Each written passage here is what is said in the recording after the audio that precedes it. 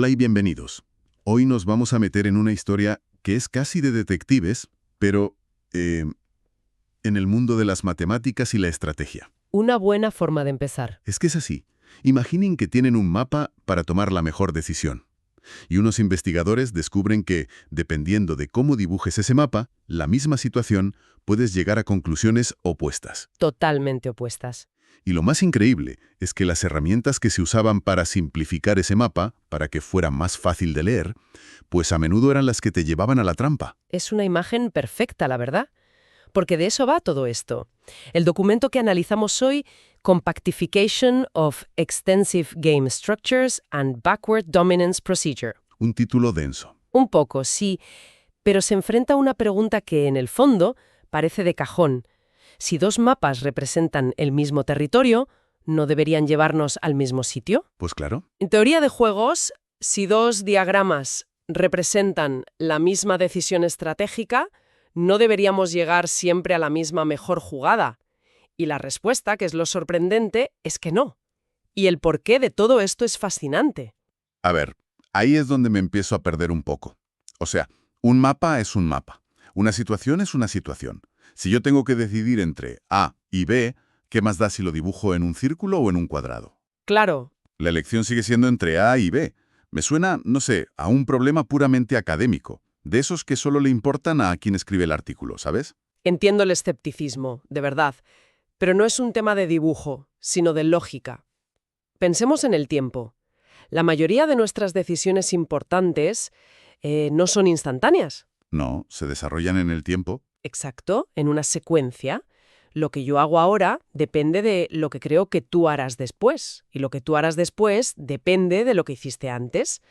Esta cadena temporal es, digamos, la columna vertebral de nuestro razonamiento. Y para analizarla usamos métodos como la inducción hacia atrás, Justo. que es básicamente empezar por el resultado final y rebobinar, ¿no? Pensar, para que ocurra X al final, en el penúltimo paso tuvo que ocurrir Y. Y así, hasta llegar al principio para saber qué hacer ahora. Exactamente. Pero para que ese rebobinado funcione, la cinta del tiempo no puede estar enredada. El documento lo llama tener órdenes no ambiguos, UO. Un nombre muy técnico. Sí, pero para una idea muy sencilla. No puedes estar en dos momentos del tiempo a la vez. Un punto de decisión no puede estar antes y después de otro simultáneamente. Vale. Si la forma en que dibujas el mapa del juego crea este tipo de nudo temporal, todo el sistema de razonamiento se viene abajo. El algoritmo para encontrar la solución, el backward dominance, se bloquea. O sea, no puede calcular. Vale, el diagrama que mencionan es estructura de Kuhn-Shapley-McKinsey. La estoy viendo y es un auténtico galimatías. Un jugador parece tomar una decisión antes y después que el otro, todo a la vez. Es un lío, sí. Pero, insisto, esto parece un caso límite, un rompecabezas matemático. ¿Puedes darme un ejemplo, aunque sea simple, de una situación real donde una representación tan enrevesada pueda surgir y llevar a un error? Claro. Imagina una negociación compleja entre dos empresas. La empresa 1 tiene que decidir si lanza una oferta agresiva. Si la lanza, la empresa 2 puede contraatacar. Ok. Pero la decisión de contraatacar de la empresa 2 depende de si cree que la 1 tiene recursos para aguantar una guerra de precios. Y eso es algo que la empresa 1 solo demostrará después de la oferta inicial. Ah, ya veo. Se crea una circularidad. Exacto. La decisión de la 2 depende de un futuro que es consecuencia de su propia decisión. Si intentas dibujar esto de forma un poco ingenua, puedes acabar con uno de estos nudos, donde la decisión de la empresa 2 está lógicamente antes, porque la 1 la anticipa, y después porque ocurre cronológicamente más tarde. La forma en que estructuras el problema condiciona la conclusión. Y puede tener consecuencias. Entonces, ¿cómo lo solucionamos? El documento habla de herramientas para simplificar, para compactar el mapa sin alterar el territorio. Menciona dos operaciones principales, coalescing y interchange simultaneizing, que abrevian como IS. Vamos a desgranarlas. Son como dos trucos de edición para limpiar el diagrama. Coalescing o fusión es el más fácil de ver. Pensemos en ello como pedir en un restaurante. ¿Vale? Podrías decidir, primero, si quieres sopa o ensalada. Y después, si has elegido sopa, decidir si la quieres de pollo o de verduras. Dos pasos. La fusión es como si el menú te diera las opciones directamente. Sopa de pollo, sopa de verduras o ensalada. Simplificas dos decisiones seguidas en una sola. Agrupas los caminos. ¿Entendido? Es más directo. ¿Y la otra? La IS. Ese es más potente. Interchange simultánea y sin consiste en coger una decisión que ocurre más tarde y moverla hacia adelante en el tiempo para que ocurra a la vez que otra anterior. Siempre que no cambie el resultado final, supongo. Esa es la única condición. Es como si en una partida de ajedrez, sabiendo que sí o sí vas a mover tu alfil a una casilla 3 jugadas más tarde, pudieras anotar ese movimiento ahora para simplificar el análisis de los pasos intermedios. Pero aquí es donde el documento suelta la primera bomba. Resulta que esta herramienta, la IS, este truco para simplificar, es a menudo la que causa el problema. Justo. El ejemplo que usan en la figura 1 muestra que al aplicar IS para simplificar el mapa, destruyen la línea temporal. Crean uno de esos nudos. Es como si el extintor que usas para apagar el fuego estuviera lleno de gasolina. Has dado en el clavo. Ese es el primer gran hallazgo del estudio. Una de las herramientas estándar, aceptada durante años para simplificar juegos, puede romper la lógica fundamental que necesitas para analizarlos. Y proponen una solución, claro. Sí, y es muy elegante. Básicamente imponen una regla de tráfico para la simplificación. La llaman IS sin cruce, pero podemos pensar en ella como la prohibición de adelantamientos imprudentes. Me gusta la analogía. ¿Y cómo funciona esa regla? La regla es, si vas a mover una decisión en el tiempo, tienes que moverla entera, como un bloque. No puedes coger un conjunto de posibles decisiones y mover una parte hacia adelante dejando otra parte atrás. El cruce parcial. Ese cruce parcial es lo que causa el accidente lógico, lo que enreda la línea de tiempo. O adelantas a todo el camión o te quedas detrás, pero no puedes dejar el remolque en el carril lento y la cabina en el rápido. Vale. Con esta nueva regla y la fusión que vimos antes, se aseguran de que puedes simplificar el mapa manteniendo siempre una línea temporal coherente. Vale. Entonces han arreglado la herramienta. El extintor ahora echa agua. Tenemos una forma segura de simplificar el mapa del juego sin crear estos bucles temporales absurdos. Pero esto me hace pensar. Dime. El objetivo de simplificar es ver las cosas más claras, ¿no? Para tomar mejores decisiones. ¿Esta nueva herramienta segura realmente nos ayuda a hacer eso? ¿O simplemente crea un mapa más simple, pero que ya no representa fielmente el territorio estratégico? Esa es la pregunta del millón. Y nos lleva directamente a la segunda bomba que suelta el documento. A ver, uno esperaría que simplificar un problema sea como limpiar unas gafas, solo ves las cosas más claras. Pero los autores demuestran que a veces es más como quitar piezas de un motor. El motor se ve más simple. Sí, pero ya no funciona igual. Demuestran que puedes simplificar un juego usando estas herramientas seguras y en el proceso hacer que una estrategia que era un suicidio parezca de repente una buena idea. Para un momento, me estás diciendo que yo podría tener un plan de negocio, identificar una opción terrible, no sé, lanzar un producto sin marketing, y luego, al intentar simplificar el plan para mi equipo, ¿podría sin querer hacer que esa opción horrible parezca una buena idea? Eso es. ¿Eso es aterrador? Es aterrador y es exactamente lo que demuestran. El término técnico es que la simplificación no es monotónica. ¿Qué significa eso? Significa que las estrategias malas no se conservan necesariamente como malas tras la simplificación. El ejemplo de la figura 9 es brutalmente claro.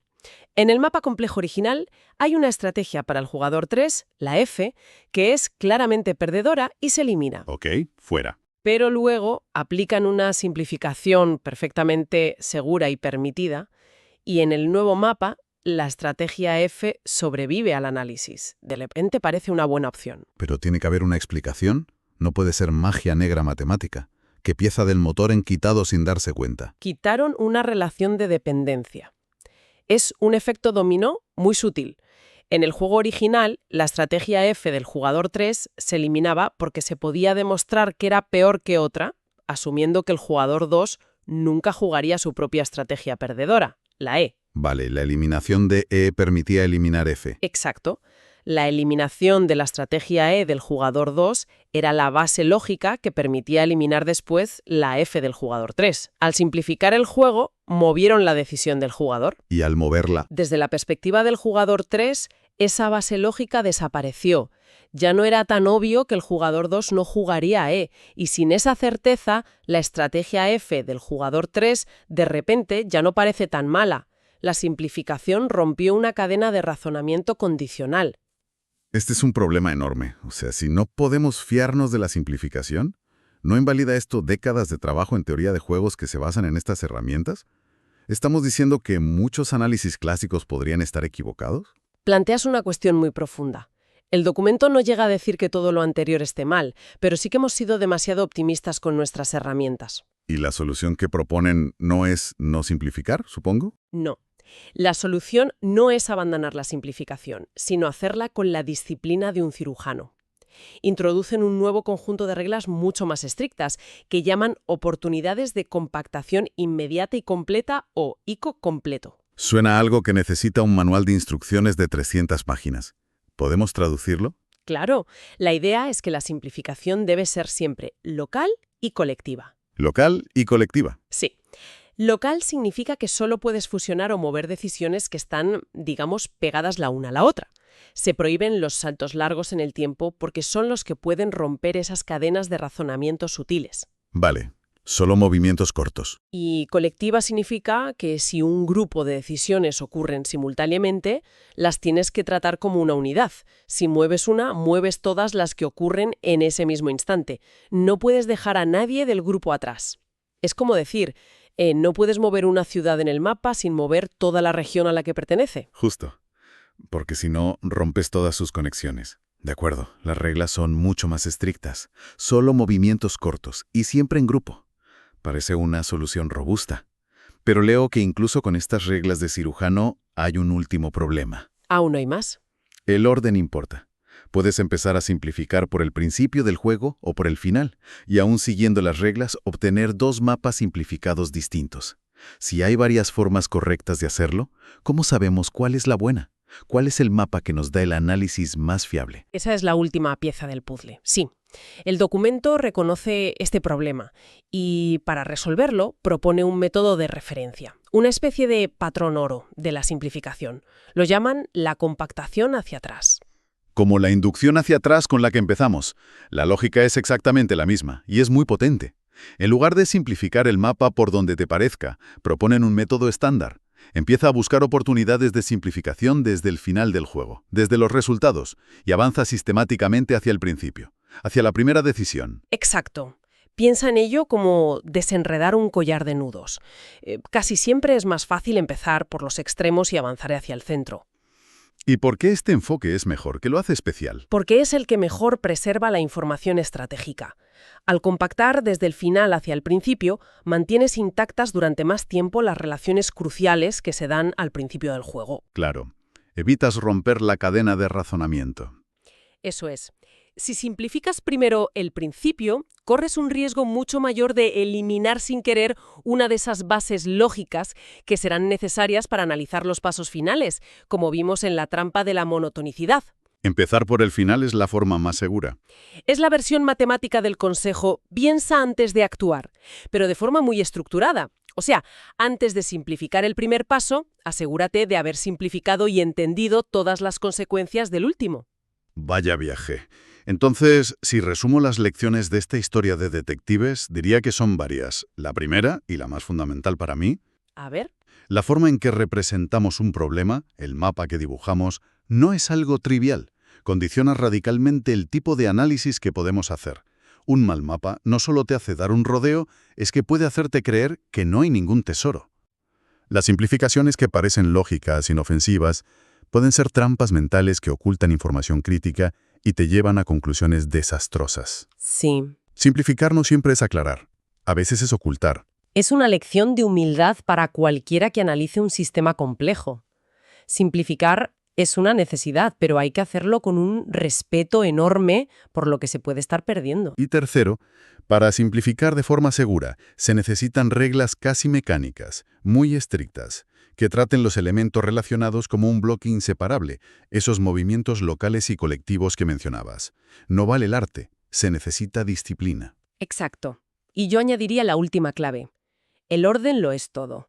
Empezar por el final y trabajar hacia atrás. Esa compactación hacia atrás se establece como el método de referencia. Es el procedimiento que, con mayor probabilidad, te llevará al análisis más robusto, a la solución más refinada. Justo. Es fascinante cómo algo tan abstracto como la estructura de un árbol de decisiones puede tener implicaciones tan profundas sobre lo que consideramos una elección racional. Y eso nos deja con una reflexión final que va mucho más allá de la teoría de juegos. Este estudio se centra en modelos matemáticos, pero plantea una pregunta inquietante para la toma de decisiones en la vida diaria. ¿Cuál? Cuando simplificamos mentalmente un problema complejo en los negocios, en la vida, cada vez que decimos para resumir o en pocas palabras, ¿estamos haciendo una simplificación segura y completa? Ujú. O, sin darnos cuenta, estamos redibujando el mapa de una forma que, aunque más sencilla, elimina precisamente la cadena de razonamiento que nos llevaría a la respuesta correcta. Una pregunta que da un poco de vértigo. Y un buen punto para terminar. Con esa reflexión nos despedimos. Gracias por acompañarnos en este análisis. Un placer. Gracias.